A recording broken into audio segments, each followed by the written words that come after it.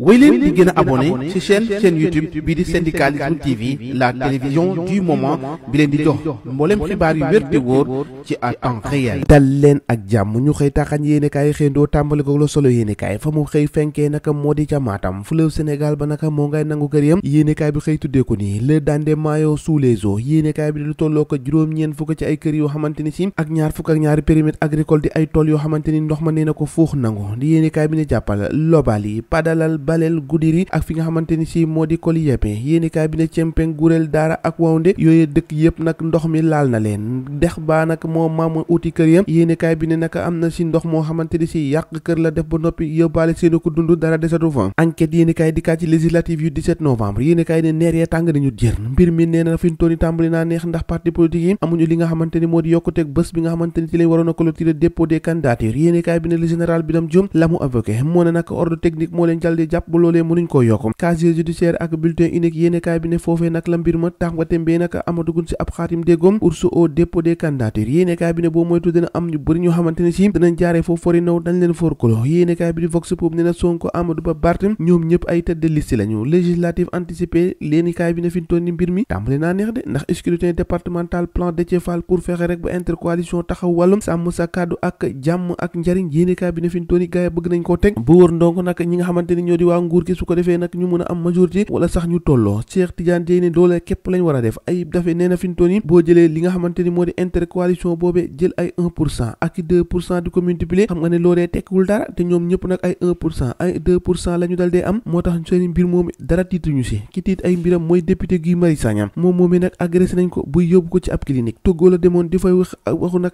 ñi nga xamante ni si moo di wàllum politique foofee waaye nag gaaña nee na ko ciix na dal di koy noggatu agressé ko ba mu mujjee ji l'hôpital Walfadjri quotidien dikkaat ci cherté la vie chômage ñàkkum xëy ak emploi yi nga xamante ni si daanaka baaxul di xëy ay syndicat nag fi ñu doon ni étalé nañ ay crainte de tiit boo yegg ci loolu lañ dal dee def ndax fi ñu toon nii amatuñu fa réew mi jëm ndax coono yooyu bu ñu wéyee di ko dëkkee nag boo moytuwul gàllankoor kese laay indi boobee jamono nag yéenekaay bi ne nag